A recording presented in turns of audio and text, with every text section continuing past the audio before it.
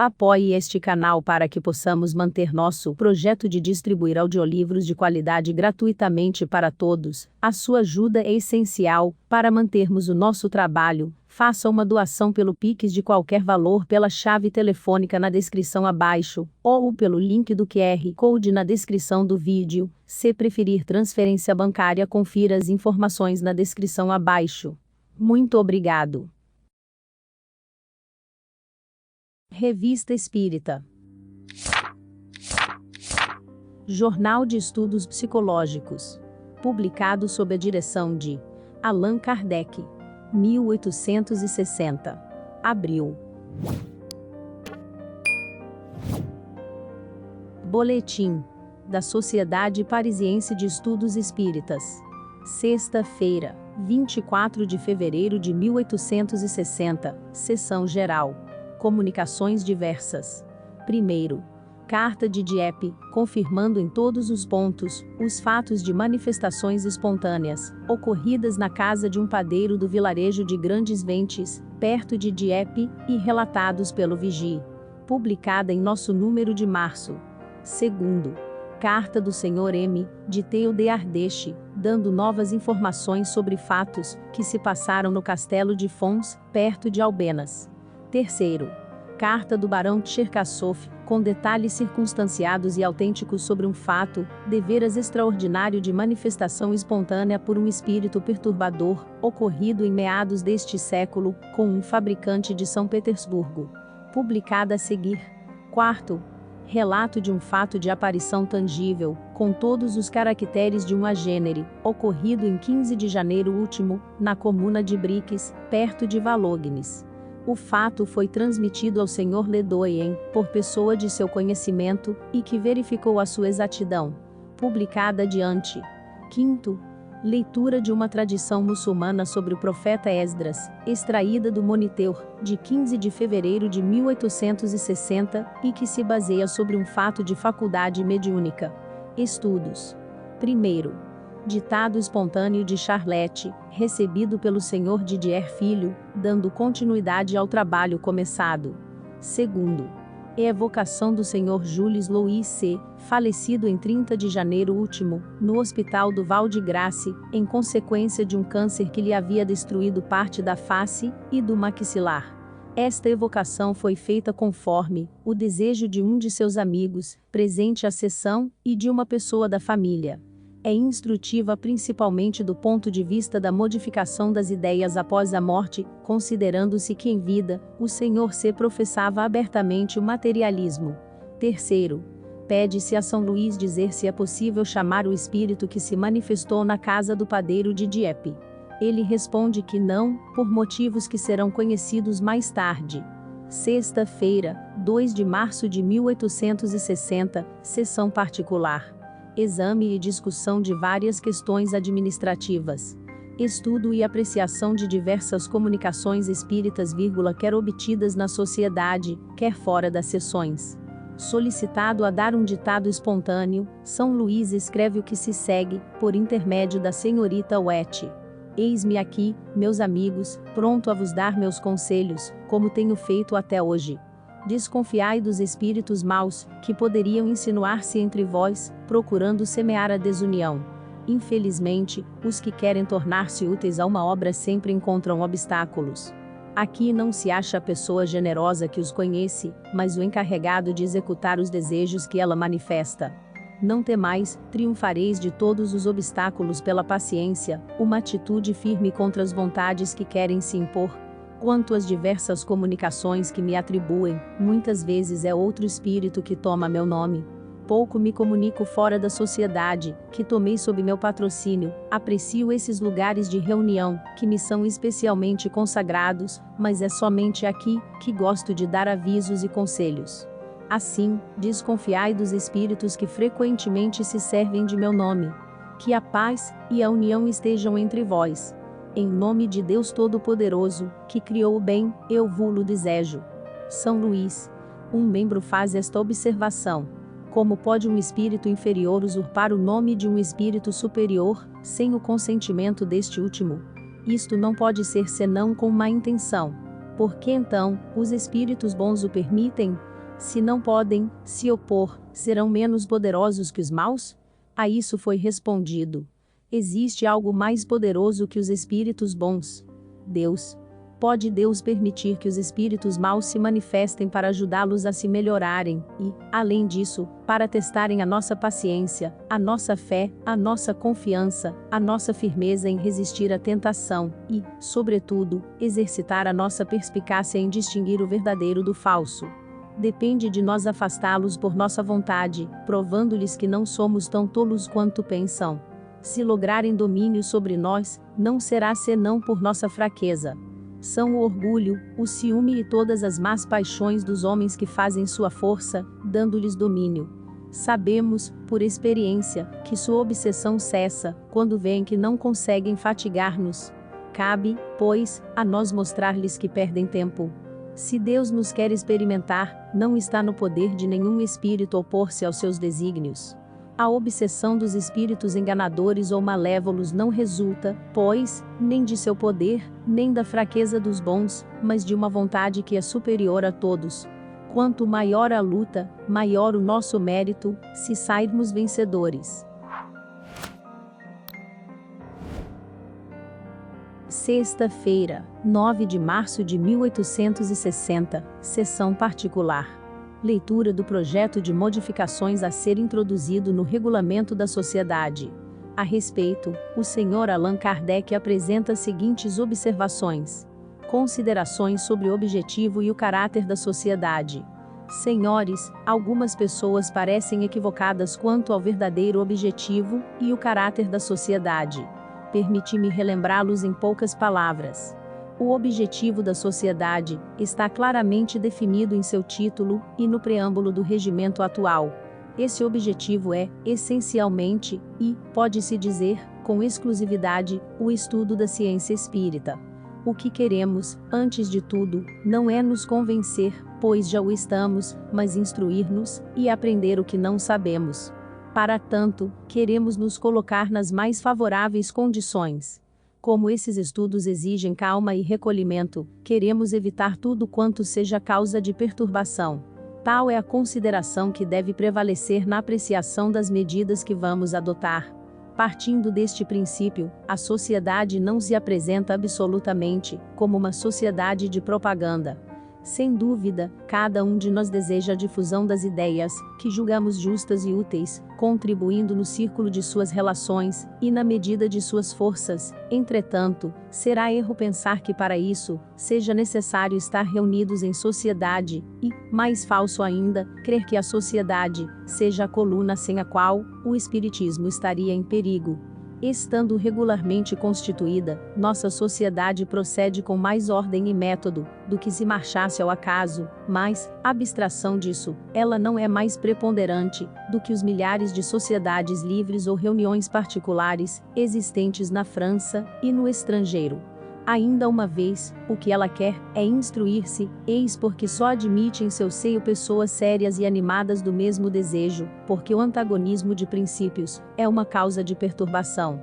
Falo de um antagonismo sistemático sobre as bases fundamentais, porquanto não poderia ela, sem se contradizer, afastar a discussão sobre as questões de detalhe. Se adotou certos princípios gerais, não o fez por espírito de estreito exclusivismo. Ela tudo viu, tudo estudou, tudo comparou, e somente depois disso, é que firmou uma opinião, baseada na experiência e no raciocínio. Só o futuro pode encarregar-se de lhe dar, ou não razão. Mas, enquanto espera, não procura nenhuma supremacia e somente, os que não a conhecem, podem supor-lhe a ridícula pretensão de absorver todos os partidários do espiritismo, ou de fazer-se passar como reguladora universal.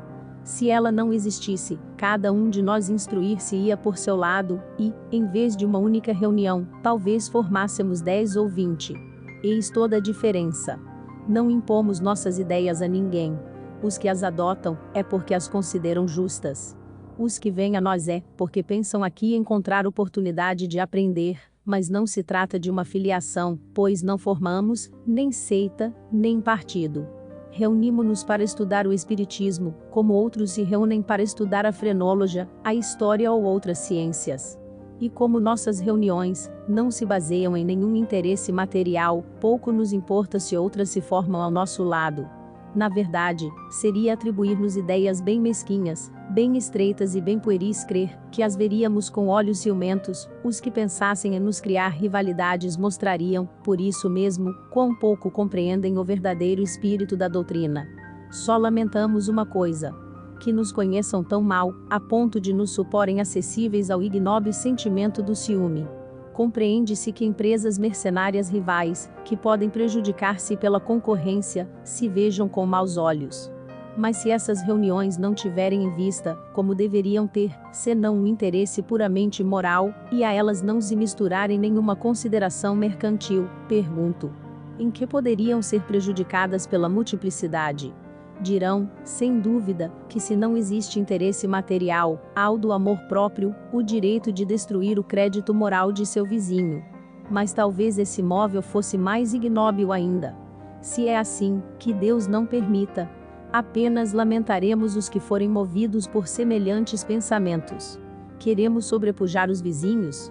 Tratemos de fazer melhor que eles. Eis aí uma luta nobre e digna, desde que não seja ofuscada pela inveja e pelo ciúme. Eis, pois, senhores, um ponto essencial, que não deve ser perdido de vista.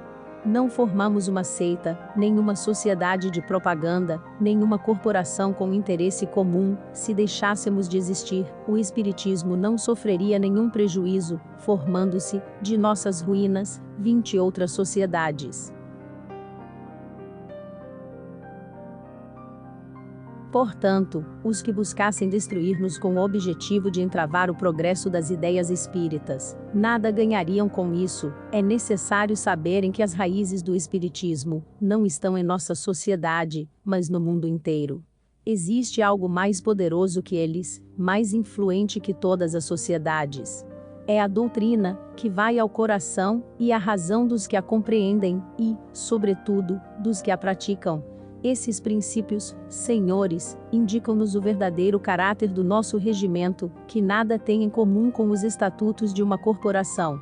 Nenhum contrato nos liga uns aos outros. Fora de nossas sessões, não temos outras obrigações recíprocas, que não sejam as de nos comportarmos como gente bem educada. Os que nessas reuniões não encontrarem aquilo que nelas esperam achar, têm toda a liberdade de retirar-se. Eu mesmo não compreenderia que permanecessem, desde que não lhes convenha, o que aqui se faz. Não seria racional que viessem perder tempo. Em toda reunião é preciso uma regra para a manutenção da boa ordem. Falando claramente, nosso regulamento nada mais é que uma instrução destinada a estabelecer ordem em nossas sessões, a manter, entre os assistentes, as relações de urbanidade e de conveniência que devem presidir a todas as assembleias de pessoas educadas, abstração feita das condições inerentes à especialidade de nossos trabalhos. Porque não tratamos apenas com homens, mas com espíritos que, como sabeis, não são igualmente bons, e contra a velhacaria dos quais é preciso que nos resguardemos. Nesse número, alguns são muito astuciosos e podem mesmo, por ódio ao bem, impelir-nos a uma vida perigosa. Cabe a nós ter bastante prudência e perspicácia para frustrá-los, o que nos obriga a tomar precauções particulares. Lembrai-vos, senhores, da maneira pela qual se formou a sociedade. Eu recebia em minha casa algumas pessoas em pequeno comitê. Com o crescimento do grupo, acharam que era preciso um local maior. Para consegui-lo, teríamos de pagar, tivemos, portanto, que nos cotizar. Disseram mais: é preciso ordem nas sessões, não se pode admitir o primeiro que chegar, é necessário, portanto, um regulamento. Eis toda a história da sociedade. Como vedes, é bem simples. Não entrou na cabeça de ninguém fundar uma instituição, nem se ocupar do que quer que seja fora dos estudos. Eu próprio declaro, de maneira muito formal, que se um dia a sociedade quiser ir além, não a acompanharei. O que fiz, outros são mestres em fazê-lo, ocupando-se à vontade, conforme seus gostos, suas ideias, seus pontos de vista particulares. E esses diferentes grupos podem perfeitamente entender-se e viver como bons vizinhos. a menos que utilizemos uma praça pública como local de assembleia, considerando-se que é impossível reunir no mesmo lugar todos os partidários do espiritismo. Esses diversos grupos devem ser fração de um grande todo, mas não seitas rivais. E o mesmo grupo, tornado muito numeroso, pode subdividir-se, como os enxames de abelhas. Estes grupos já existem em grande número, e se multiplicam todos os dias.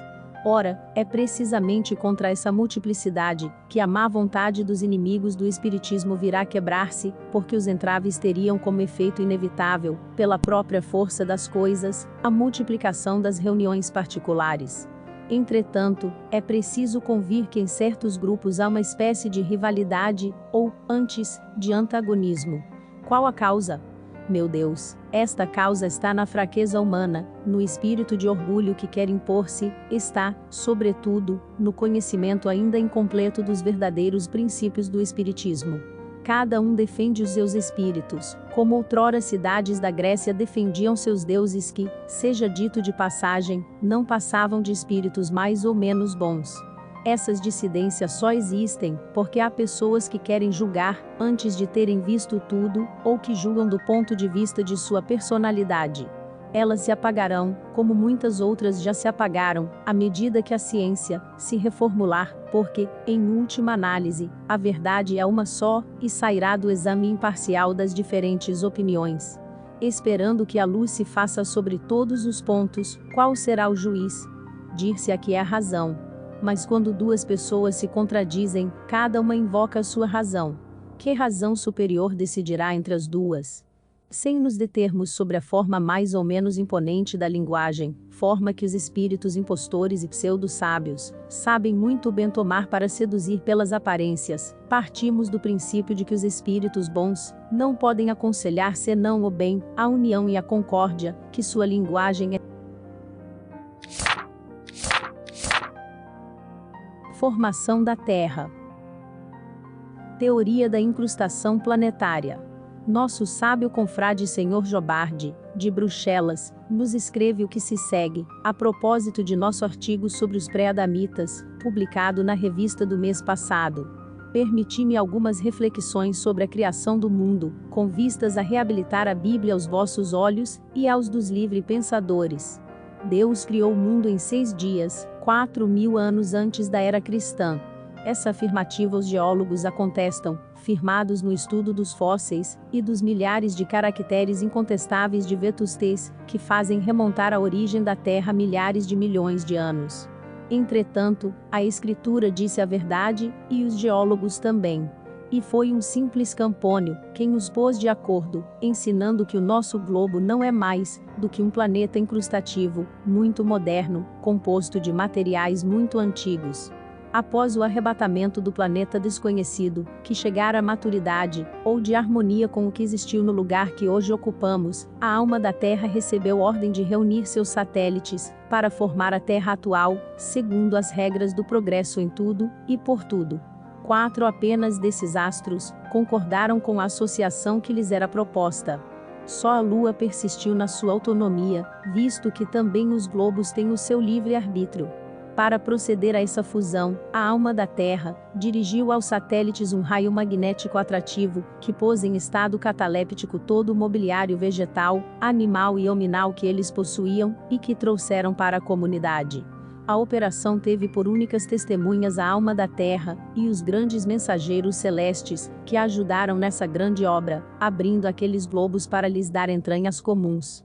Praticada a soldadura, as águas se escoaram para os vazios que a ausência da Lua deixara, da qual se tinha o direito de esperar uma melhor apreciação de seus interesses.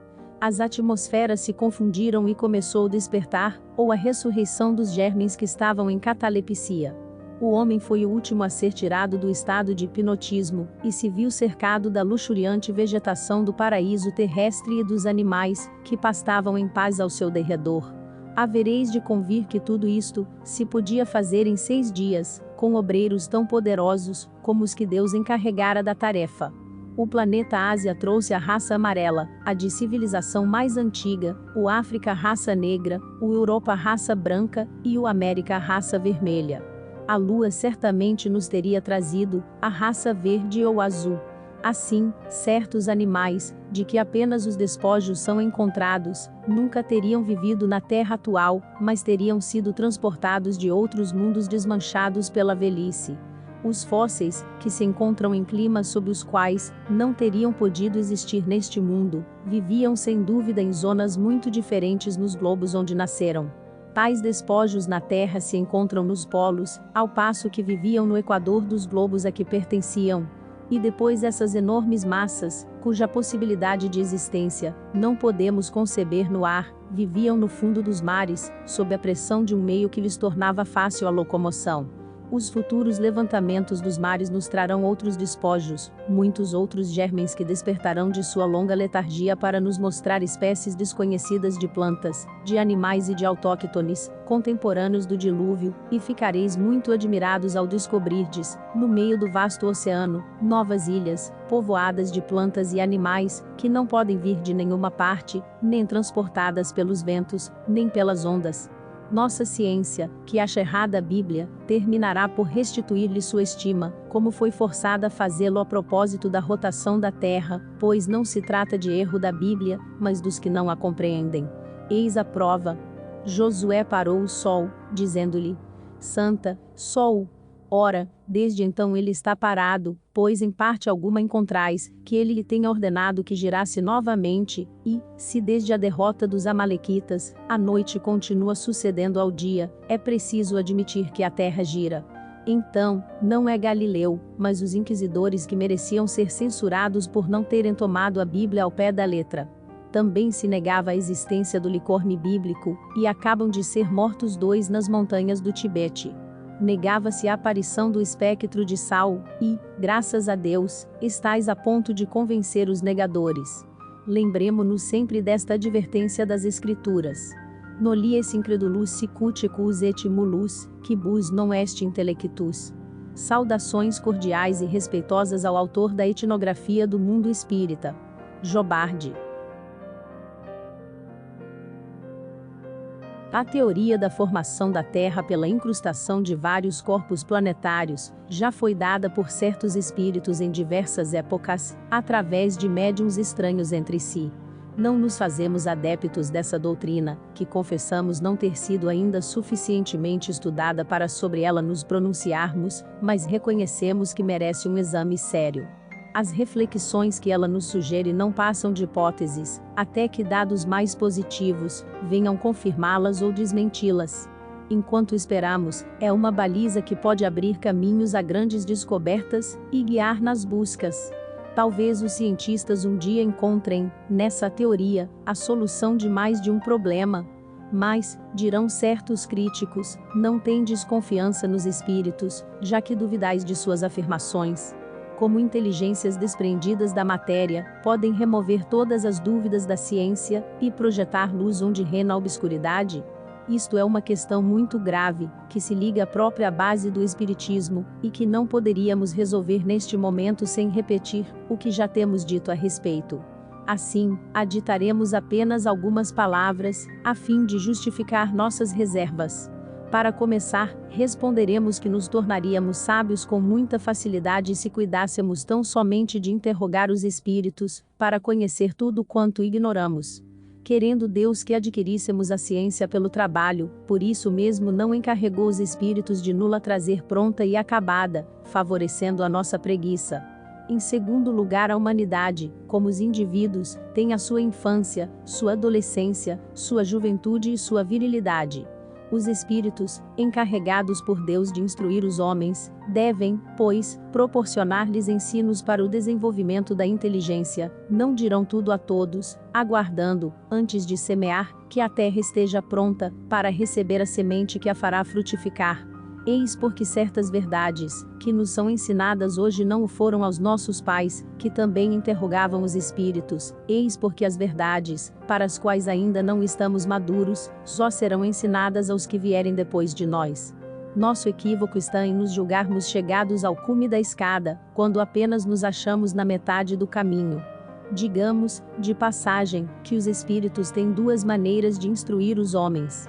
tanto podem fazê-lo comunicando-se diretamente, o que tem ocorrido em todos os tempos, como provam todas as histórias sagradas e profanas, quanto se encarnando entre eles, para o desempenho das missões de progresso.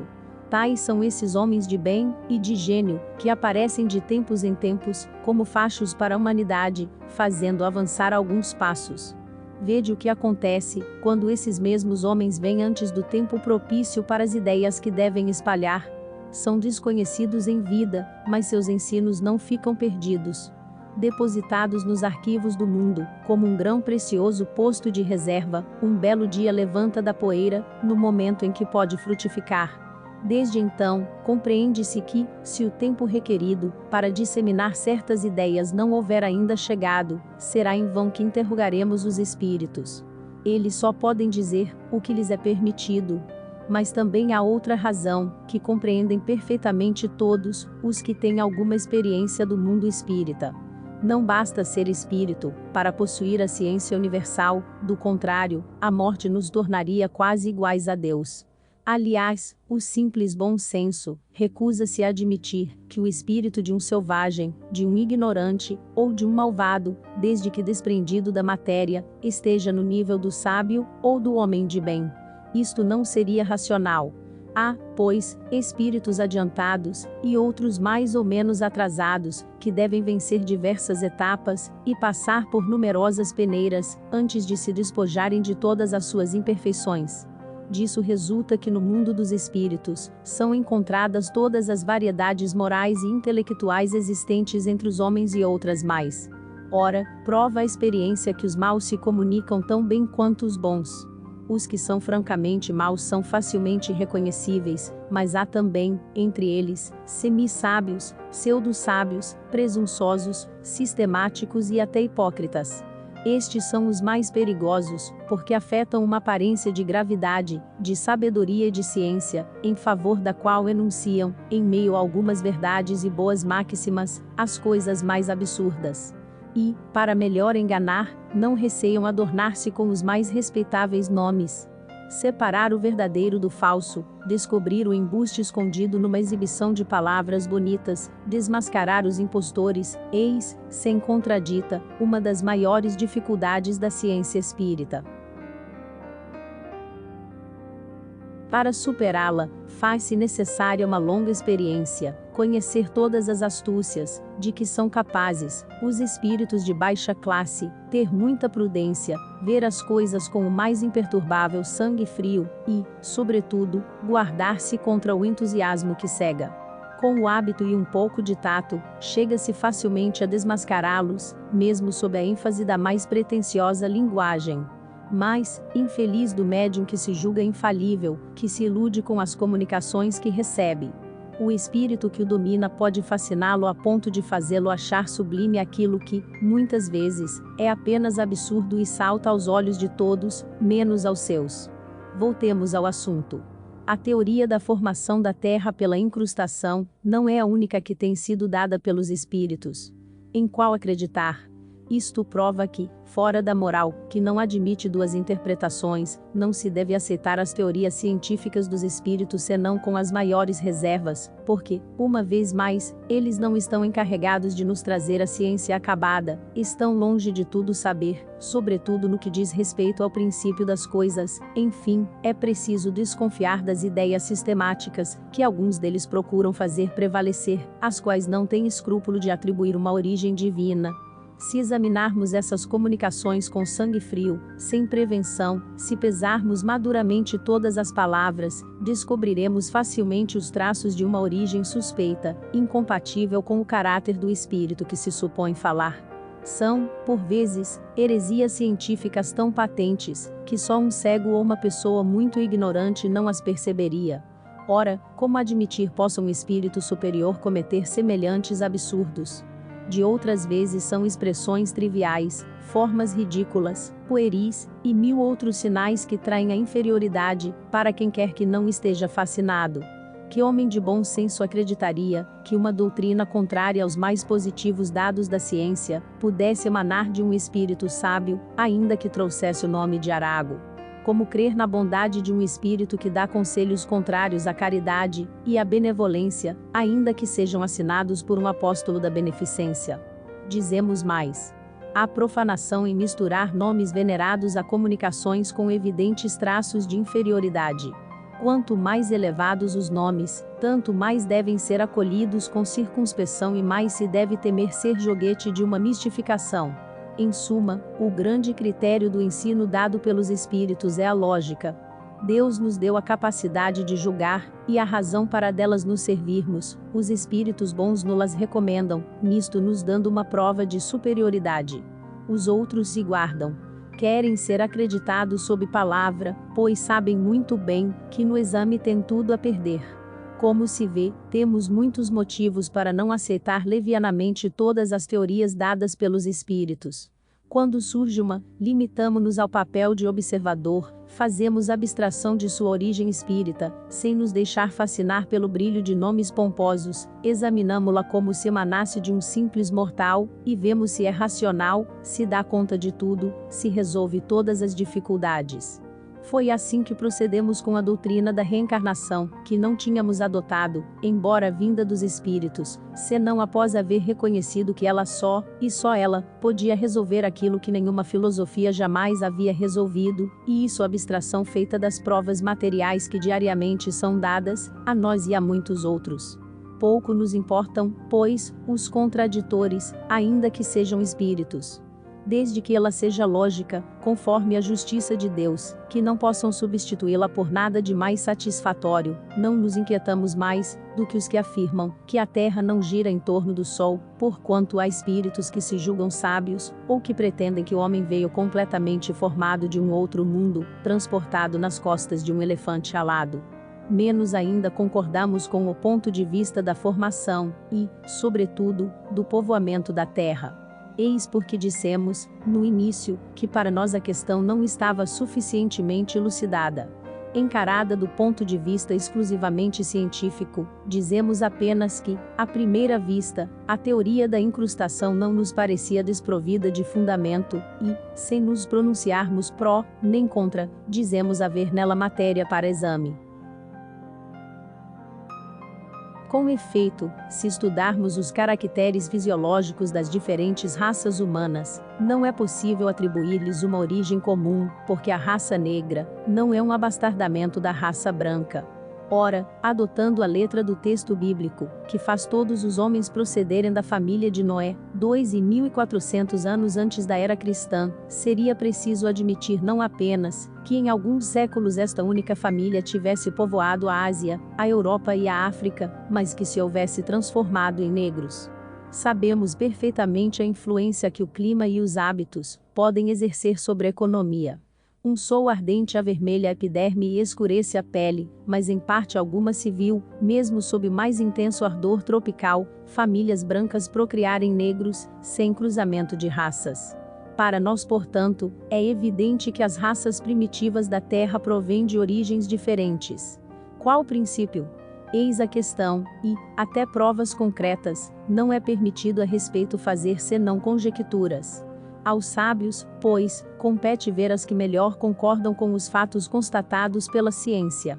Sem examinar como foi possível a junção e a soldagem de vários corpos planetários, para formar o nosso globo atual, devemos reconhecer que o fato não é impossível, e, desde então, estaria explicada a presença simultânea de raças heterogêneas, tão diferentes em costumes e em línguas, de que cada globo teria trazido os germes ou os embriões, e, quem sabe, talvez indivíduos completamente formados. Nesta hipótese, a raça branca proviria de um mundo mais adiantado do que o que teria trazido a raça negra. Em todo caso, a junção não se teria operado sem um cataclismo geral, o que só teria deixado subsistir alguns indivíduos. Assim, conforme essa teoria, nosso globo seria, ao mesmo tempo, muito antigo por suas partes constituintes, e muito novo por sua aglomeração. Como se vê, tal sistema em nada contradiz os períodos geológicos que, assim, remontariam a uma época indeterminada e anterior à junção. Seja como for, e seja o que disser o Sr. Jobardi, se as coisas se passaram assim parece difícil, que um tal acontecimento se tenha realizado, e, sobretudo, que o equilíbrio de semelhante caos tenha podido estabelecer-se em 6 dias de 24 horas. Os movimentos da matéria inerte estão submetidos a leis eternas, que não podem ser derrogadas senão por milagres. Resta-nos explicar o que se deve entender por alma da terra, porquanto não pode entrar na cabeça de ninguém atribuir uma vontade à matéria. Os espíritos sempre disseram que alguns entre eles têm atribuições especiais. Agentes e ministros de Deus dirigem, conforme o seu grau de elevação, os fatos de ordem física, bem como os de ordem moral. Assim como alguns velam pelos indivíduos, dos quais se constituem gênios familiares ou protetores, outros tomam sob seu patrocínio reuniões de indivíduos, grupos, cidades, povos e até mundos. Por alma da terra deve-se, pois, entender-se o espírito, chamado por sua missão a dirigi-la, e a fazê-la progredir, tendo sob suas ordens inumeráveis legiões de espíritos encarregados de velar pela realização de seus desígnios. O espírito diretor de um mundo deve ser, necessariamente, de uma ordem superior, e tanto mais elevado quanto mais adiantado for aquele mundo. Se insistimos sobre vários pontos, que poderiam parecer estranhos ao assunto, foi precisamente por se tratar de uma questão científica eminentemente controvertida. Importa que seja bem constatado, pelos que julgam as coisas sem as conhecer, que o Espiritismo está longe de tomar por artigo de fé tudo quanto vê do mundo invisível, assim, como pretendem, ele não se apoia numa crença cega, mas na razão. Se nem todos os seus partidários guardam a mesma circunspeção, a culpa não é da ciência espírita, mas dos que não se dão ao trabalho de aprofundá-la. Ora, não seria mais lógico julgar o exagero de alguns, do que condenar a religião pela opinião dos fanáticos. Cartas do Dr. Moreri, sobre a senhorita Desiree Godu. Falamos sobre a notável faculdade da senhorita Desiree Godu, como médium curador, e poderíamos ter citado atestados autênticos, que temos sob os olhos. Mas eis um testemunho cujo alcance ninguém contestará. Não se trata de um desses certificados liberados um tanto levianamente, mas do resultado de observações sérias de um homem de saber, eminentemente competente para apreciar as coisas sob o duplo ponto de vista da ciência e do espiritismo. O Dr. Moreri nos envia as 2 cartas seguintes, cuja reprodução por certo nossos leitores agradecerão. Plessis Boudet, perto de Lodec Côtes do Nord. Sr. Allan Kardec, embora sobrecarregado de ocupações neste momento, como membro correspondente da Sociedade Parisiense de Estudos Espíritas, devo informar-vos de um acontecimento para mim inesperado, e que, sem dúvida, interessa a todos os nossos colegas. Nos últimos números de vossa revista elogiastes a senhorita Desiree Godu, de Hennebon. Dissestes que depois de ter sido médium vidente, audiente e escrevente, esta senhorita se havia tornado, desde alguns anos, médium curador. Foi nesta última qualidade, que ela se dirigiu a mim, reclamando meu concurso como doutora em medicina, para provar a eficácia de sua medicação, que poderíamos chamar espírita. A princípio pensei que as ameaças que lhe eram feitas, e os obstáculos interpostos à sua prática médica, sem diploma, fossem a única causa de sua determinação, mas ela me disse, que o espírito que a dirige há 6 anos havia aconselhado a medida como necessária, do ponto de vista da doutrina espírita. Seja como for, julguei ser de meu dever, e do interesse da humanidade aceitar sua generosa proposta, mas duvidava que ela realizasse. Sem a conhecer, nem jamais tê-la visto, tinha sabido que essa piedosa jovem não havia querido separar-se de sua família senão numa circunstância excepcional, para cumprir uma missão não menos importante, na idade de 17 anos. Fiquei, pois, agradavelmente surpreendido ao vê-la chegar em minha casa, conduzida por sua mãe, que deixou no dia seguinte com profunda mágoa, mas essa mágoa era temperada pela coragem da resignação.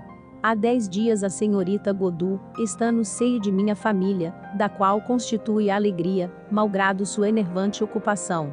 Desde sua chegada, já constatei 75 casos de observações de doenças diversas, para a maioria das quais, os recursos da medicina haviam falhado.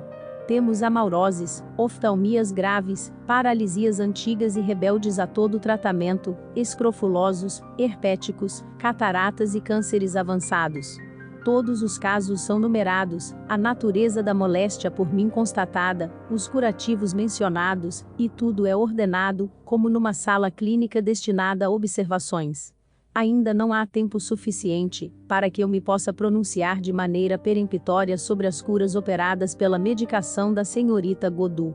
Mas, desde hoje, posso manifestar minha surpresa pelos resultados revulsivos que ela obtém pela aplicação de seus ungüentos, cujos efeitos variam ao infinito, por uma causa que eu não poderia explicar dentro das regras ordinárias da ciência. Também vi com prazer que ela cortava as febres sem nenhuma preparação de quinina, ou de seus extratos, por meio de simples infusões de flores, ou de folhas de diversas plantas. Acompanho com vivo interesse o tratamento de um câncer bastante avançado. Esse câncer, diagnosticado e tratado sem sucesso, como sempre, por vários colegas, é objeto da maior preocupação da senhorita Godu. Não são uma, nem duas vezes que ela o pensa, mas a todas as horas. Desejo sinceramente que seus esforços sejam coroados de sucesso, e que cure este indigente, que trata com zelo acima de qualquer elogio. Se o conseguir, pode-se naturalmente esperar que logrará outros, e, neste caso, prestará um imenso serviço à humanidade, curando essa terrível e atroz moléstia. Sei que alguns confrades censurarão e sorrirão da esperança em que me embalo. Mas que me importa, desde que essa esperança se realize.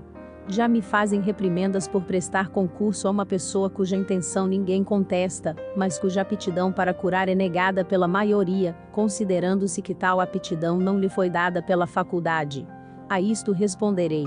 Não foi a faculdade que descobriu a vacina, mas simples pastores. Não foi a faculdade que descobriu a cortiça do Peru, mas os indígenas daquele país. A faculdade constata os fatos, agrupa-os e classifica-os para formar a preciosa base do ensino, mas não os produz exclusivamente. Alguns tolos, infelizmente há muitos por aqui, como em toda parte, se julgam espirituosos por qualificarem a senhorita Godu de feiticeira. Certamente é uma feiticeira amável e bastante útil, pois não inspira nenhum temor de feitiçaria, nem o desejo de sacrificá-la na fogueira. A outros, que pretendem, seja ela instrumento do demônio, responderei sem rodeios. Se o demônio vem à terra curar os incuráveis, abandonados e indigentes, forçoso é concluirmos que finalmente ele se converteu, merecendo, por isso, os nossos agradecimentos. Ora, duvido muito que entre os que assim falam não haja muitos que prefiram ser curados por suas mãos, a morrerem nas mãos de médico. Recebamos, pois, o bem de onde vier, e, a não ser com provas autênticas, não atribuamos o seu mérito ao diabo. É mais moral e mais racional atribuir o bem a Deus e lhe o agradecer. A respeito, penso que minha opinião será partilhada por vós, e por todos os meus colegas. Aliás, que isso se torne ou não uma realidade, sempre resultará algo para a ciência. Não sou homem de olvidar certos meios empregados, que hoje muito negligenciamos. Disse que a medicina fez imensos progressos. Sim, sem dúvida, para a ciência, mas não tanto na arte de curar. Apreendemos muito e muito esquecemos. O espírito humano é como o oceano. Não pode abarcar tudo, quando invade uma praia, deixa outra. Voltarei ao assunto e vos porei ao corrente dessa curiosa experiência. Ligo a ela a maior importância. Se triunfar, será uma brilhante manifestação contra a qual será impossível lutar, porque nada detém os que sofrem e querem curar-se. Estou decidido a tudo afrontar com esse objetivo, mesmo ridículo que tanto se teme na França. Aproveito a oportunidade para vos enviar minha tese inaugural. Se vos derdes ao trabalho de lê-la, compreendereis facilmente quanto eu estava disposto em admitir o espiritismo. Esta tese foi defendida quando a medicina havia caído no mais profundo materialismo. Era um protesto contra essa corrente, que nos arrastou para a medicina orgânica e a farmacologia mineral, de que tanto se abusou.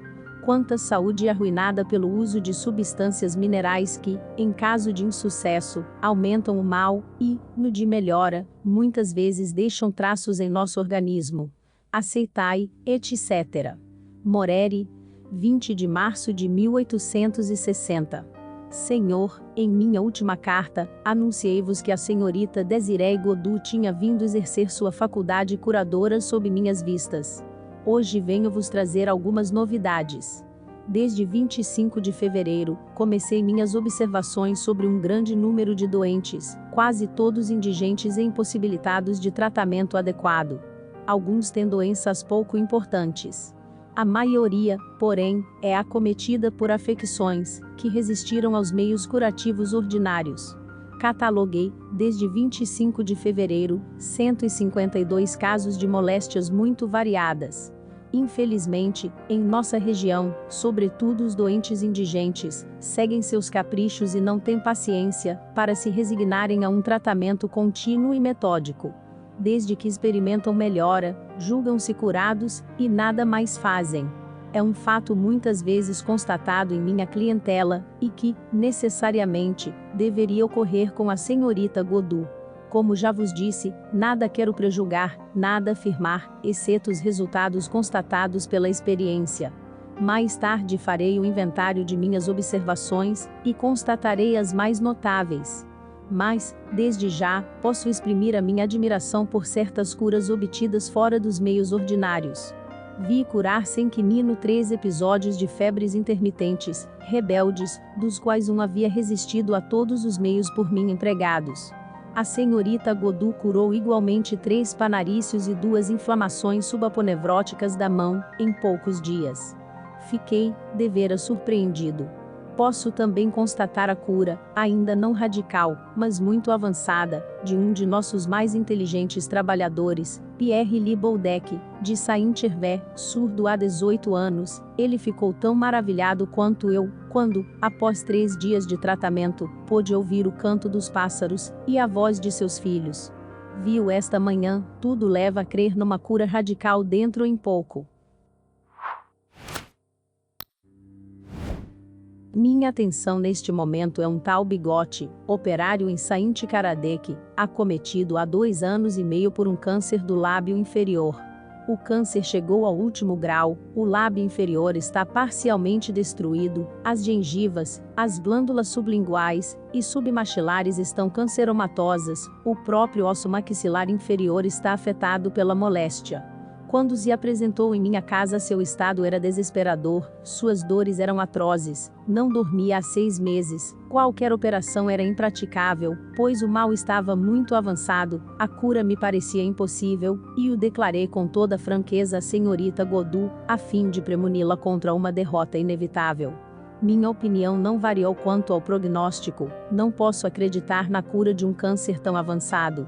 Entretanto, devo declarar que, desde o primeiro curativo, o doente experimenta alívio, e, a partir de 25 de fevereiro, dorme bem e se alimenta, voltou-lhe a confiança, a ferida mudou de aspecto de modo visível, e, se isso continuar, a despeito de minha opinião tão formal, serei obrigado a esperar uma cura. Se realizar-se, será o maior fenômeno de cura que se possa constatar. É preciso esperar e ter paciência com o doente. A senhorita Godu tem com ele um cuidado todo especial, por vezes tem feito curativos de meia em meia hora. Esse indigente é o seu favorito. Quanto a outras coisas, nada tenho a dizer. Poderia edificar-vos sobre os boatos, mexericos e alusões à feitiçaria, mas como a tolice é inerente à humanidade, não me dou ao trabalho de tentar erradicá-la. Aceitai, etc. Moreri. Observação: como se pode ficar convencido pelas 2 cartas acima, o Dr. Moreri não se deixa fascinar pelo entusiasmo, observa as coisas friamente, como homem esclarecido que não se permite ilusões, demonstra inteira boa-fé e, pondo de lado o amor próprio do médico, não teme confessar que a natureza pode prescindir dele, inspirando a uma jovem sem instrução, os meios de curar, que ele não encontrou sequer em sua faculdade, nem em seu próprio cérebro, não se julgando humilhado por isso. Seus conhecimentos de espiritismo mostram-lhe que a coisa é possível, sem que, por isso, haja derrogação das leis da natureza. Ele a compreende, desde que essa notável faculdade é para ele um simples fenômeno, mais desenvolvido na senhorita Godu que em outros. Pode-se dizer que essa jovem representa, para a arte de curar, o que Joana d'Arc representava para a arte militar. O Dr. Moreri, esclarecido sobre os dois pontos essenciais, o espiritismo como fonte, e a medicina ordinária como controle, pondo de lado o amor próprio e qualquer sentimento pessoal, encontra-se na melhor posição para julgar imparcialmente, e nós cumprimentamos a senhorita Godu pela resolução tomada, de colocar-se sob seu patrocínio. Sem dúvida os leitores nos serão gratos por mantê-los ao corrente das observações que serão feitas ulteriormente. Variedades. O fabricante de São Petersburgo. O seguinte fato de manifestação espontânea foi transmitido ao nosso colega, Sr. Kratisov, de São Petersburgo, por seu compatriota, o barão Gabriel Tcherkassov, que reside em Canisvar, e garante a sua autenticidade. Aliás, parece que o fato é muito conhecido e fez sensação na época em que ocorreu. No começo do século havia em São Petersburgo um rico artesão, que empregava grande número de operários em suas oficinas. Seu nome me escapa, mas creio que era inglês. Homem probo, humano e comportado, não só desfrutava boa renda de seus produtos, mas, muito mais ainda, do bem-estar físico e moral de seus operários que, consequentemente, ofereciam exemplo de boa conduta e de uma concórdia quase fraternal. Conforme um costume observado na Rússia até hoje, o patrão custeava o alojamento e a alimentação, ocupando os operários os andares superiores e as águas furtadas da mesma casa que ele. Certa manhã, ao despertar, vários operários não encontraram suas roupas, que haviam posto de lado ao se deitarem. Não se podia pensar em roubo. Conjeturaram inutilmente e suspeitaram que os mais maliciosos tinham querido pregar uma peça em seus camaradas. Enfim, graças às buscas realizadas, encontraram todos os objetos desaparecidos, no celeiro, nas chaminés e até nos telhados. O patrão fez advertências gerais, já que ninguém se confessava culpado, ao contrário, todos protestavam inocência. Passado algum tempo, o mesmo fato se repetiu, novas advertências, novos protestos. Pouco a pouco o fenômeno começou a se repetir todas as noites e o patrão inquietou-se bastante, porque além de seu trabalho ser muito prejudicado, via-se ameaçado pela debandada de todos os operários, que temiam permanecer numa casa onde se passavam, segundo eles, coisas sobrenaturais. Seguindo o conselho do patrão, foi organizado um serviço noturno, escolhido pelos próprios operários, para surpreender o culpado. Mas nada conseguiram. Ao contrário, as coisas pioravam cada vez mais. Para alcançar seus quartos, os operários deviam subir escadas que não estavam iluminadas. Ora, aconteceu a vários deles receber pancadas e bofetões, e, quando procuravam defender-se, não batiam senão no vazio, enquanto a violência dos golpes os fazia supor que tratavam com um ser sólido. Desta vez o patrão os aconselhou a se dividirem em dois grupos. Um deveria ficar na parte superior da escada, e o outro embaixo. Desta maneira o brincalhão de mau gosto não poderia escapar, e receber o corretivo que merecia. Mas a previdência do patrão falhou novamente, os dois grupos apanharam bastante e cada um acusava o outro. As recriminações tornaram-se atrozes, e a desinteligência entre os operários chegou ao cúmulo, de modo que o pobre patrão já pensava em fechar as oficinas, ou mudar-se. Uma noite estava sentado, triste e pensativo, cercado pela família. Todos estavam abatidos quando, de repente, ouviu-se um grande ruído no aposento ao lado, que lhe servia de gabinete de trabalho. Levantou-se precipitadamente e foi procurar a causa do barulho. Ao abrir a porta, a primeira coisa que viu foi sua escrivaninha aberta e um castiçal aceso. Ora, há poucos instantes ele havia fechado a escrivaninha e apagado a luz. Ao aproximar-se, distinguiu sobre a mesa um tinteiro de vidro e uma pena que não lhe pertenciam, além de uma folha de papel, sobre a qual estavam escritas estas palavras, que não tinham tido tempo de secar. Manda demolir a parede em tal lugar, era acima da escada. Aí encontrarás ossadas humanas, que mandarás sepultar em terra santa. O patrão tomou o papel e correu a informar a polícia. No dia seguinte começaram a procurar de onde provinham o tinteiro e a pena. Mostrando-os aos moradores da mesma casa, chegaram até um negociante de gêneros alimentícios, que tinha sua quitanda no rés do chão, e que reconheceu um e outra como seus. Interrogado sobre a pessoa, a quem os havia dado, respondeu: ontem à noite, já tendo fechado a porta da loja, ouvi uma leve batida no postigo da janela, abri e um homem, cujos traços não me foi possível distinguir, disse-me: peço-te que me des um tinteiro e uma pena, eu os pagarei. Tendo-lhe passado os 2 objetos, ele me atirou uma grande moeda de cobre, que ouvi cair no assoalho, mas não pude encontrar. Demoliram a parede no lugar indicado, e aí encontraram ossadas humanas, que foram enterradas, voltando tudo ao normal. Jamais se soube a quem pertenciam aqueles ossos. Fatos desta natureza devem ter ocorrido em todas as épocas, e vê-se que não são provocados absolutamente pelos conhecimentos espíritas. Compreende-se que, em séculos recuados, ou entre povos ignorantes, tenham dado lugar a todo tipo de conjecturas supersticiosas. Aparição tangível. No dia 14 de janeiro último, o senhor Leconte, cultivador na comuna de Briques, distrito de Valognes, foi visitado por um indivíduo que se dizia um de seus antigos camaradas, com o qual havia trabalhado no porto de Cherbourg, e cuja morte remonta a 2 anos e meio. A aparição tinha por fim pedir a Leconte que mandasse rezar uma missa. No dia 15 houve recorrência da aparição. Menos espantado, Leconte efetivamente reconheceu o antigo camarada, mas, ainda perturbado, não soube o que responder. O mesmo aconteceu em 17 e 18 de janeiro. Somente no dia 19 Leconte disse-lhe: já que desejas uma missa, onde queres que seja rezada? Assistirás a ela? Desejo, respondeu o espírito, que a missa seja realizada na capela de São Salvador, dentro de 8 dias, lá estarei. E acrescentou: há muito tempo que eu não te via, e a distância era longa para vir te procurar. Dito isto, retirou-se, apertando-lhe a mão. O senhor Leconte cumpriu sua promessa.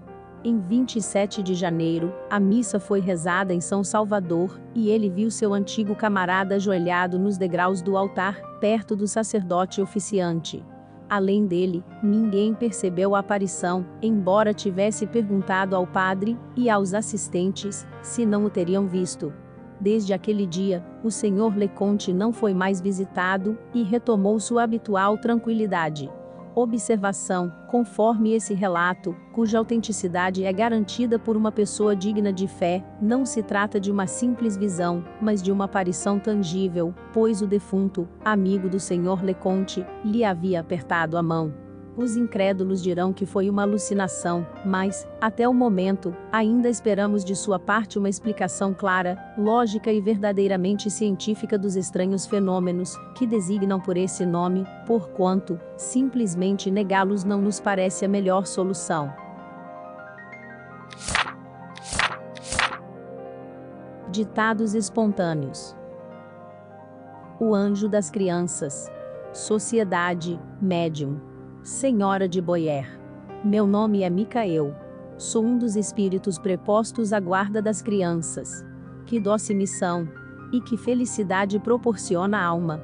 Perguntai se me refiro à guarda das crianças?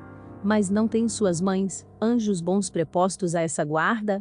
E por que ainda é necessário um espírito para delas se ocupar? Então não pensais nas que não têm mais essa boa mãe? Infelizmente não as há, e muitas. E não terá a própria mãe necessidade de ajuda algumas vezes? Quem a desperta em meio ao seu primeiro sono? Quem a faz pressentir o perigo? Quem cogita em aliviá-la, quando o mal é grave? Nós, sempre nós, que desviamos a criança travessa do precipício para onde corre, que dela desviamos os animais nocivos, e afastamos o fogo que poderia misturar-se aos seus cabelos louros. Nossa missão é suave. Somos ainda nós que lhes inspiramos a compaixão pelo pobre, a doçura, a bondade. Nenhuma criança, mesmo das piores, poderia nos irritar. Há sempre um instante em que seu coraçãozinho nos fica aberto. Alguns de vós se espantarão desta missão, mas não dizeis frequentemente: há um Deus para as crianças, sobretudo para as crianças pobres. Não, não há um Deus, mas anjos, amigos. E como poderias explicar de outro modo essas salvações miraculosas? Existem ainda muitos outros poderes, cuja existência nem mesmo suspeitais. Há o espírito das flores, dos perfumes, há milhares, cujas missões, mais ou menos elevadas, vos pareceriam deliciosas e invejáveis, após vossa dura vida de provas. Eu os exortarei a virem ao vosso meio. Neste momento sou recompensada por uma vida inteiramente devotada às crianças. Casada jovem, com um homem que possuía vários filhos, não tive a felicidade de os ter de mim mesma. Completamente devotada a elas, Deus, o bom e soberano Senhor, concedeu-me ser ainda guarda das crianças. Doce e santa missão, eu o repito, cuja influência as mães aqui presentes não poderiam negar. A Deus, vou à cabeceira dos meus pequenos protegidos. A hora do sono é a minha hora, e é preciso que visite todos esses olhinhos fechados. Ficai sabendo que o bom anjo, que vela por elas, não é uma alegoria, mas uma verdade.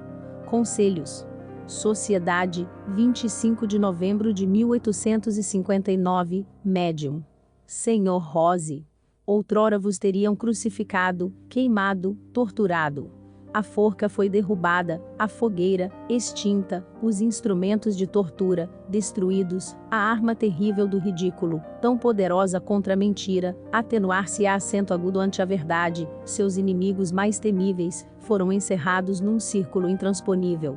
Com efeito, negar a realidade de nossas manifestações seria negar a revelação, que é a base de todas as religiões, atribuí-las ao demônio, pretender que o espírito do mal venha confirmar e desenvolver o evangelho, exortar-vos ao bem e à prática de todas as virtudes, é simplesmente e felizmente provar que ele não existe.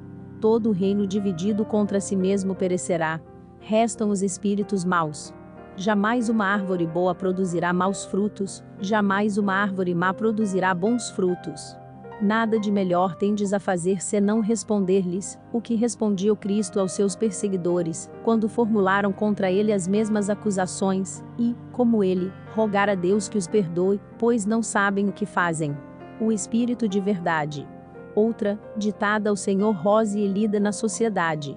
A França conduz o estandarte do progresso, e deve guiar as outras nações. Assim o provam os acontecimentos passados e contemporâneos. Fostes escolhidos para serdes o espelho que deve receber e refletir a luz divina, que deve iluminar a terra, até então mergulhada nas trevas da ignorância e da mentira. Mas se não estiverdes animados pelo amor do próximo, e por um desinteresse sem limites, se o desejo de conhecer e propagar a verdade, cujas vias deveis abrir à posteridade, não for único móvel a guiar os vossos trabalhos, se o mais leve pensamento íntimo de orgulho, egoísmo e interesse material achar lugar em vossos corações, não nos serviremos de vós senão como artífice, que provisoriamente emprega uma ferramenta defeituosa, viremos a vós até que tenhamos encontrado ou provocado um centro mais rico do que vós em virtudes, mais simpático à falange de espíritos, que Deus enviou para revelar a verdade aos homens de boa vontade. Pensai nisto seriamente, descei aos vossos corações, sondai-lhes os mais íntimos refolhos e expulsai com energia as más paixões que nos afastam.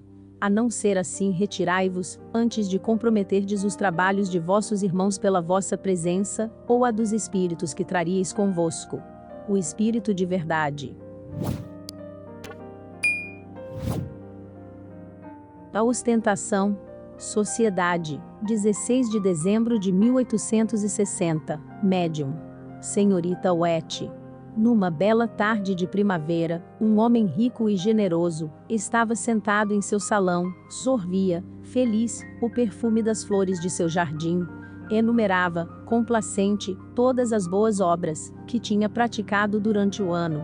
A essa lembrança não pôde deixar de lançar um olhar quase desprezível sobre a casa de um de seus vizinhos, que não pudera dar senão módica moeda para a construção da igreja paroquial. De minha parte, disse ele, dei mais de 1000 escudos para essa obra pia, deitei negligentemente uma cédula de 500 francos na bolsa, que me estendia àquela jovem duquesa, em favor dos pobres, dei muito para as festas de beneficência, para toda sorte de loterias e creio, que Deus me será grato por tanto o bem que fiz. Ah, ia esquecendo uma pequena esmola, que dei há pouco tempo a uma infeliz viúva, responsável por numerosa família, e que ainda cria um órfão. mas o que lhe dei é tão pouco que, por certo, não será por isso que o céu se me abrirá. Tu te enganas, respondeu de repente uma voz que lhe fez voltar a cabeça. É a única que Deus aceita, e eis a prova. No mesmo instante uma mão apagou o papel em que ele havia escrito todas as suas boas obras, deixando apenas a última, ela o levou ao céu. Não é, pois, a esmola dada com ostentação que é a melhor, mas a que é dada com toda a humildade do coração. Joinville, Anne de Lois. Amor e Liberdade. Sociedade, 27 de janeiro de 1860, Médium. Senhor Rose. Deus é amor e liberdade. É pelo amor e pela liberdade que o espírito se aproxima dele. Pelo amor desenvolve, em cada existência, novas relações que o aproximam da unidade, pela liberdade escolhe o bem que o aproxima de Deus. Sede ardorosos na propagação da nova fé, que o santo ardor, que vos anima jamais vos leve a atentar contra a liberdade alheia. Evitai, por meio de uma insistência muito grande junto, a incredulidade orgulhosa e temível, de exasperar uma existência meio vencida e prestes a render-se. O reino da violência e da opressão acabou, o da razão, da liberdade e do amor fraterno está começando. Não é mais pelo medo e pela força que os poderosos da terra adquirirão, doravante, o direito de dirigir os interesses morais, espirituais e físicos dos povos, mas pelo amor e pela liberdade. Abelardo. A imortalidade. Sociedade, 3 de fevereiro de 1860, Médium. Senhorita Wet. Como pode um homem, e um homem inteligente, não crer na imortalidade da alma, e, consequentemente, numa vida futura, que não é outra senão a do Espiritismo? Em que se tornariam esse amor imenso, que a mãe devota ao filho, esses cuidados com que o cerca na infância, essa atitude esclarecida que o pai dedica à educação desse ser bem-amado? Tudo isso seria então aniquilado no momento da morte ou da separação. Seríamos, assim, semelhantes aos animais, cujo instinto é admirável, sem dúvida, mas que não cuidam de sua progenie com ternura senão até o momento em que ela cessa de ter necessidade dos cuidados maternos. Chegado esse momento, os pais abandonam os filhos e tudo está acabado. O corpo está criado, a alma não existe. Mas o homem não teria uma alma, e uma alma imortal? E o gênio sublime, que só se pode comparar a Deus, tanto dele emana, esse gênio que gera prodígios, que cria obras-primas, seria aniquilado pela morte do homem. Profanação.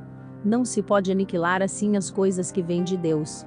Um Rafael, um Newton, um Miguel Ângelo e tantos outros gênios sublimes, abarcam ainda o universo em seu espírito, embora seus corpos não mais existam. Não vos enganeis, eles vivem e viverão eternamente. Quanto a se comunicarem convosco, é menos fácil de admitir pela generalidade dos homens. Somente pelo estudo e pela observação eles podem adquirir a certeza de que isso é possível. Fenelon. Parábola. Sociedade, 9 de dezembro de 1859, Médium. Senhor Rose. Em sua última travessia, um velho navio foi assaltado por terrível tempestade.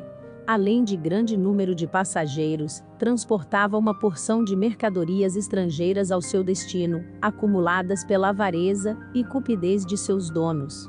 O perigo era iminente, reinava a maior desordem a bordo, os chefes se recusavam a lançar a carga no mar, suas ordens eram ignoradas, tinham perdido a confiança da tripulação e dos passageiros. Era preciso pensar em abandonar o navio. Puseram 3 embarcações no mar. Na primeira, a maior, precipitaram-se, aturdidos, os mais impacientes e os mais inexperientes, que se apressaram a remar na direção da luz que avistaram ao longe, na costa. Caíram nas mãos de um bando de corsários, que os despojaram dos objetos preciosos, que haviam recolhido às pressas, maltratando-os sem piedade. Os segundos, mais espertos, souberam distinguir um farol libertador em meio às luzes enganadoras que alumiavam o horizonte e, confiantes, abandonaram o barco ao capricho das ondas, foram arrebentar nos arrecifes, ao pé do próprio farol, do qual não haviam tirado os olhos. Foram tanto mais sensíveis à sua ruína e à perda de seus bens quanto haviam entrevisto a salvação. Os terceiros, pouco numerosos, mas sábios e prudentes, guiavam com cuidado o frágil barco em meio aos obstáculos, salvaram corpos e bens, sem outro mal além da fadiga da viagem. Não vos contenteis, portanto, em vos guardardes contra a pirataria, e contra os espíritos maus, mas sabei também, evitar o erro dos viajantes negligentes, que perderam os bens e naufragaram no porto. Sabei guiar vosso barco em meio aos escolhos das paixões e atracareis com felicidade no porto da vida eterna, ricos das virtudes que tiverdes adquirido em vossas viagens. São Vicente de Paulo. O Espiritismo.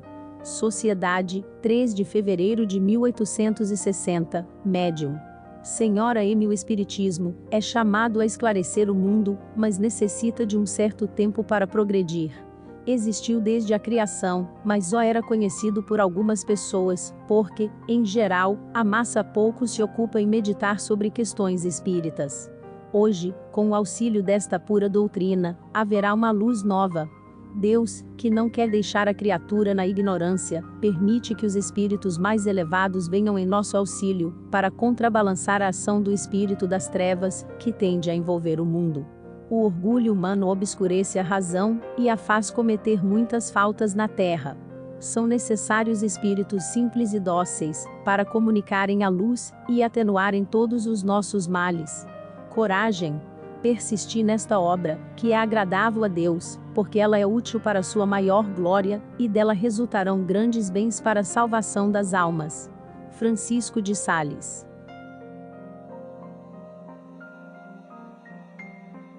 Filosofia.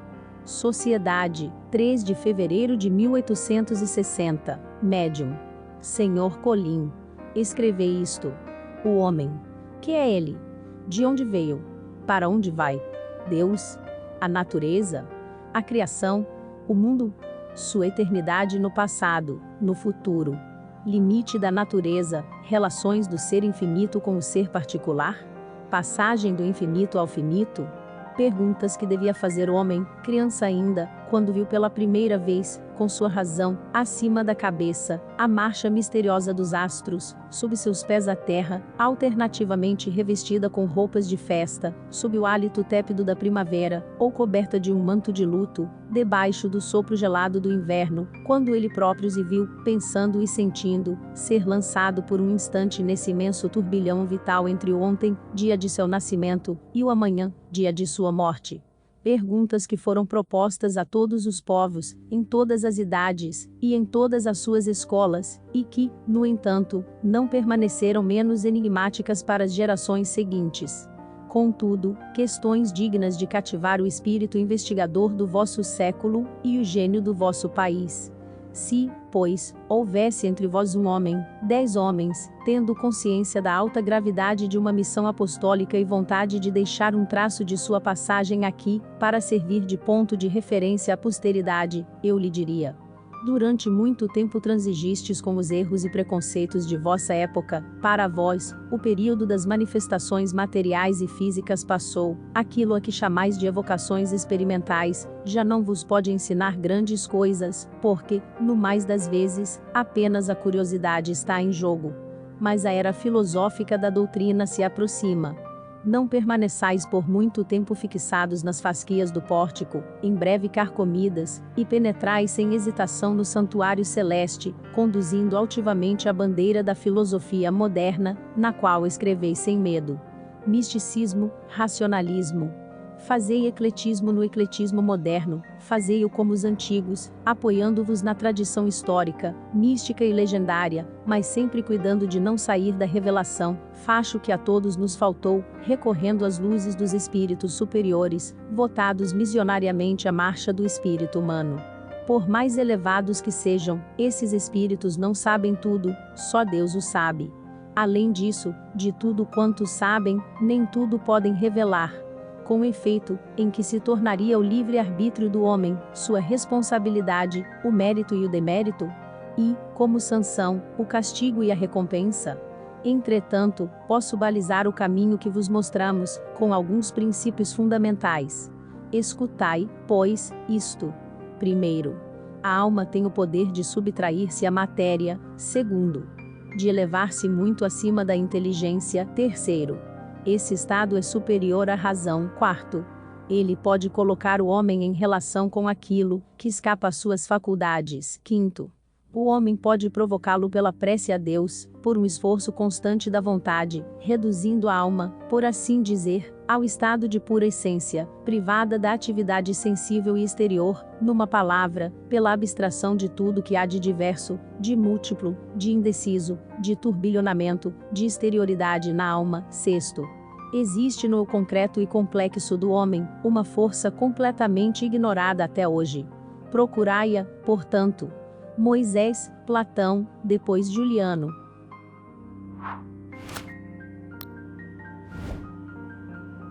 Comunicações lidas na sociedade. Pelo Sr. Peschel. Meu amigo, não sabeis que todo homem, que marcha na senda do progresso tem sempre contra si a ignorância, e a inveja. A inveja é a poeira levantada por vossos passos. Vossas ideias revoltam certos homens, pois não compreendem ou abafam no orgulho o clamor da consciência, que lhes grita. Aquilo que repeles, teu juiz te lembrará um dia, é uma mão que Deus estende, para te retirar do lamaçal, onde te lançaram as paixões. Escuta por um instante a voz da razão, pensais que viveis no século do dinheiro, onde o domina, que o amor às riquezas vos desseca o coração, carrega a vossa consciência de muitas faltas, e até de crimes que devereis confessar. Homens sem fé, que vos dizeis hábeis, vossa habilidade vos levará ao naufrágio, nenhuma mão vos será estendida, fostes surdos às misérias alheias, e sereis tragados sem que caia uma lágrima sobre vós. Parai, ainda há tempo, que o arrependimento penetre vossos corações, que ele seja sincero, e Deus vos perdoará. Procurai o infeliz que não ousa lastimar-se, e que a miséria mata lentamente. O pobre que tiverdes aliviado, incluirá vosso nome em suas preces, abençoará a mão que talvez lhe tenha salvado, a filha da fome que mata, e da vergonha que desonra.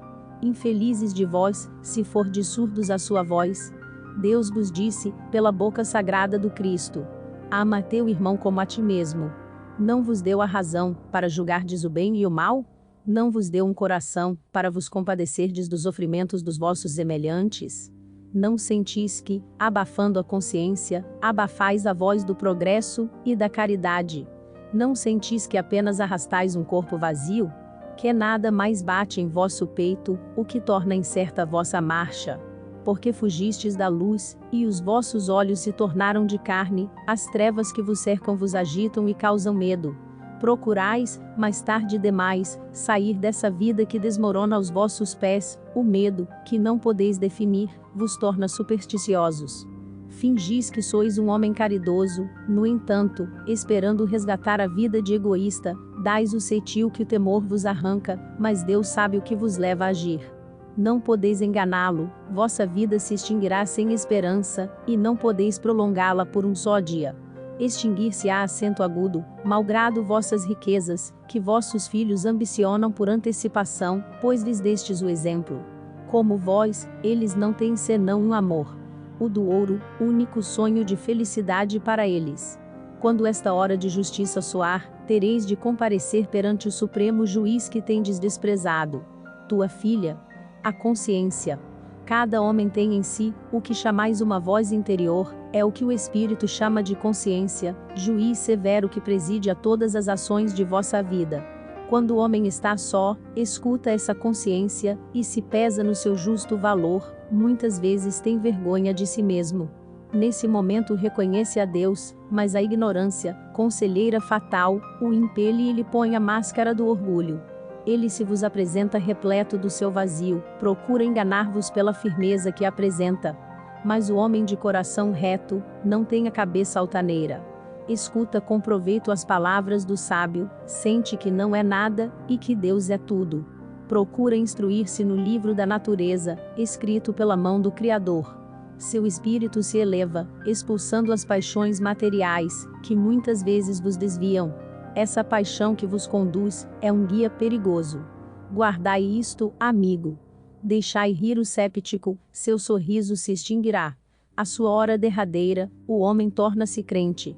Amigo, pensai sempre em Deus, somente Ele não se engana. Lembrai-vos de que há apenas um caminho que conduz a ele: a fé e o amor aos semelhantes. Tua filha.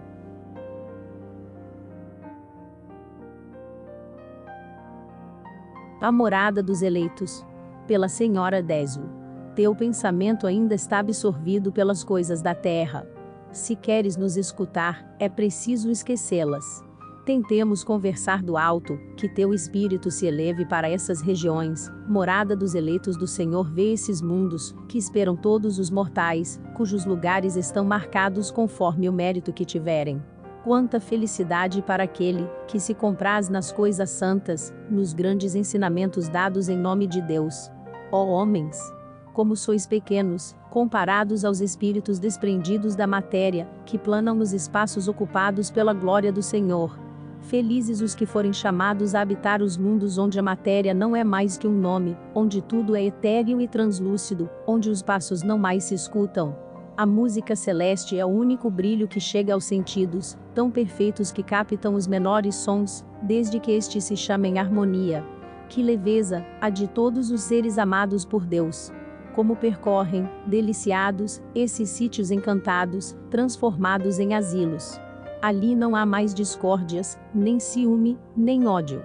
O amor tornou-se o laço destinado a unir entre si todos os seres criados, e esse amor, que enche seus corações, só tem por limite o próprio Deus, que é o fim, e no qual se resumem a fé, o amor e a caridade. Outra, pelo mesmo. Um amigo. Teu esquecimento me afligia. Não me deixes mais por tanto tempo sem me chamares. Sinto-me disposto a conversar contigo, e a te dar conselhos. Guarda-te de acreditar em tudo quanto outros espíritos poderiam dizer-te, talvez eles te arrastem por um mau caminho.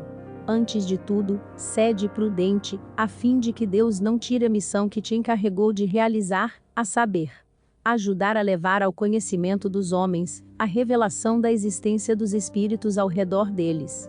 Nem todos se acham em condições de apreciar e compreender o elevado alcance das coisas, cujo conhecimento Deus ainda não permite senão aos eleitos. Dia virá em que esta ciência, cheia de consolação e de grandeza, será compartilhada pela humanidade inteira, onde não mais se encontrará um incrédulo. Os homens então só poderão compreender uma verdade, tão palpável que não será posta em dúvida por um só instante pelo mais simples dos mortais. Digo-te, em verdade, que não passará meio século, antes que os olhos e ouvidos de todos sejam abertos a essa grande verdade. Os espíritos circulam no espaço e ocupam diferentes mundos, conforme seu mérito aos olhos de Deus. A verdadeira vida está na morte, sendo necessário que o homem seja resgatado várias vezes antes de obter a vida eterna, a que todos deverão chegar, através de um número maior ou menor de séculos de sofrimentos, conforme tenham sido mais ou menos fiéis à voz do Senhor um amigo. O Espírito e o Julgamento. Pela Senhora Netes. A liberdade do homem é toda individual, nasceu livre, mas essa liberdade muitas vezes é a sua desgraça. Liberdade moral, liberdade física, tudo ele reuniu, mas com frequência lhe falta o discernimento, aquilo a que chamais de bom senso. Se um homem tiver muito espírito, e lhe faltar esta última qualidade, é absolutamente como se nada tivesse, pois o que faria de seu espírito, se não pudesse governá-lo, se não tivesse a inteligência necessária para saber, se conduzir, se acreditasse marchar no bom caminho, quando está no lodaçal, se pensasse ter sempre razão, quando muitas vezes está errado. O discernimento pode tomar o lugar do espírito, mas este jamais substituirá aquele. É uma qualidade necessária, e, quando não a temos, precisamos envidar todos os esforços para adquiri-la. Um espírito familiar. O incrédulo. Pela Senhora, vossa doutrina é bela e santa, sua primeira baliza está plantada, e solidamente plantada. Agora não tendes senão que marchar. O caminho que vos é aberto é grande e majestoso. Bem-aventurado que chegar ao porto. Quanto mais prosélitos houver feito, tanto mais lhe será contado. Mas para isto não deve abraçar a doutrina friamente, é necessário ter ardor, e este ardor será dobrado, porquanto Deus está sempre convosco quando fazeis o bem. Todos os que trouxerdes, serão outras tantas ovelhas entradas no redil. pobres ovelhas, meio tresmalhadas. Crede. O mais céptico, o mais ateu, o mais incrédulo, enfim, tem sempre um cantinho no coração que gostaria de ocultar a si mesmo.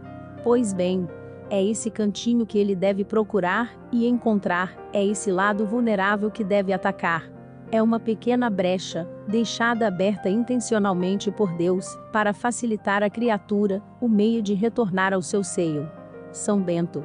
O sobrenatural. Pelo Sr. Rabache, de Bordeaux.